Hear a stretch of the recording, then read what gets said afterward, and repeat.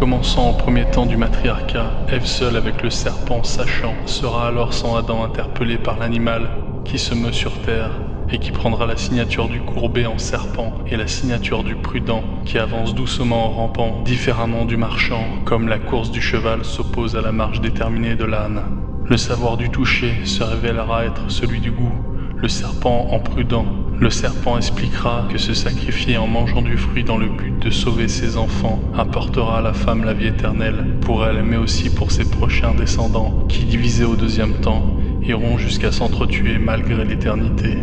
La femme au premier temps, voyant l'arbre du deuxième temps, se vit être tentée par le serpent, s'intriquant tel l'Ouroboros, qui lui apportera le fruit de l'histoire de l'homme. Le fruit rond symbole de l'alliance et de la compréhension se verra être mangé par le matriarcat,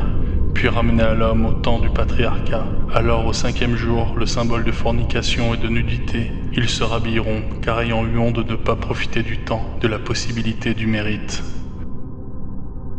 Plus tard, mangeant du symbole de la compréhension, les deux yeux donnant la perspective et donc amenant la division, ils entrent vers le temps de division.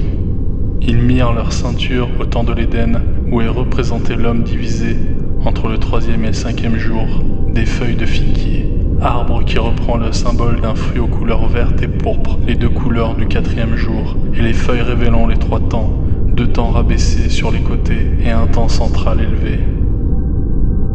La présence de Dieu au 4e jour, comme le christianisme au 4e millénaire, Adam se retrouvera seul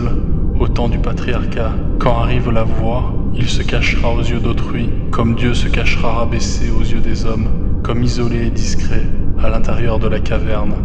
Ainsi au 3e temps, Dieu parlant à la femme au retour du matriarcat, ne comprenant toujours pas que le savoir empêche le mérite, la femme se considérera avoir été trompée. Dieu condamnant le serpent à être rabaissé comme on abaisse les montagnes et courbe les hommes. Il sera maudit en s'intriquant éternellement entre le temps des bêtes sauvages du premier temps et les animaux dociles du 3e temps, mangeant de la poussière sans saveur, mais symbole de connaissance, de la pierre rabaissée, comme la poussière dont est fait l'homme. Les deux semences, comme les deux descendances de la femme et de l'homme en serpent, s'opposeront éternellement comme l'origine des conflits des deux fils. Du Fils de Dieu en descendant de la femme, tel le fils de Mariam ou Marie en nouvelle Ève, en fils de l'homme en descendant de Adam, prenant la signature du démon dragon serpent, chacun des deux fils préparant l'arrivée complémentaire de l'autre. Toutefois Dieu parlant à Adam, reprenant la signature du serpent, il fait allusion au fait qu'il sera aussi fils de l'homme au 4e jour, blessé à la tête comme tant d'autres. Il sera frappé au talon, comme la pierre rabaissée tombera sur le sol, qu'elle détruira le pied, comme les anges du haut combattant les démons d'en bas. Puis parlant à la douleur de la grossesse de la femme, à l'intérieur des 2 temps du matriarcat, au centre de l'Éden, où grandira son fils, en fils de Dieu, le temps du mérite où doit être la souffrance sera de plus en plus grande, en même temps que sera la division amenée au 4e jour.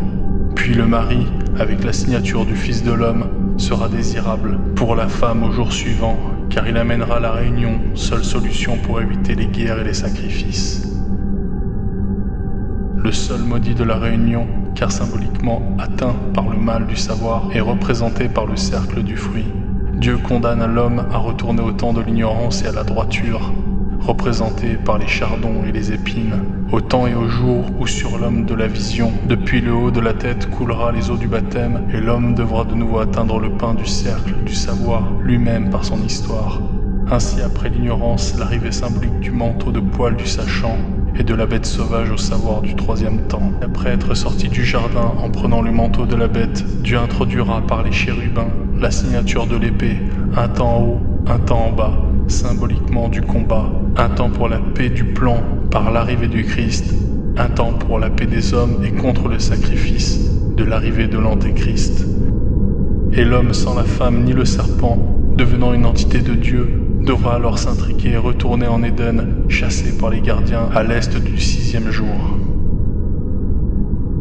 La lecture métaphorique, par l'arrivée de la signature du sachant et des 2 épées, se retournant comme se retournent les croix, un temps vers le haut et 2 temps vers le bas, continue de définir les particularités des 3 temps et de l'importance de l'ignorance au cœur du plan, symbolisé par la grossesse du matriarcat.